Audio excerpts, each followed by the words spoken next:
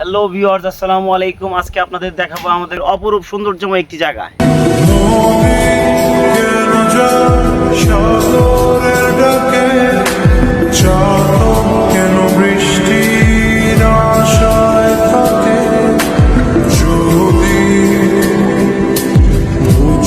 এই জায়গাটির যেমন সৌন্দর্য তেমনি তার উপকারিতা রয়েছে। আমার পিছনে যে বটগাছটা দেখতে পারতেছেন, এটা হচ্ছে আমাদের গ্রামের সবচাইতে সৌন্দর্যময় অপরূপ একটি জায়গা।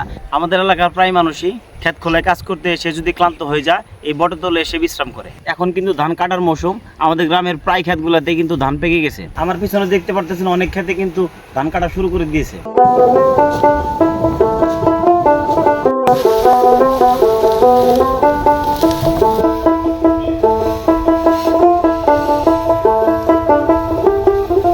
সময় বদলায়, মানুষ বদলায়, কিন্তু প্রকৃতির এই সাক্ষীরা যুগের পর যুগ এই মাটির সাথে জড়িয়ে রয়েছে। এই মৌসুমে গ্রামের প্রায় মানুষই কিন্তু কৃষিকাজে ব্যস্ত থাকে।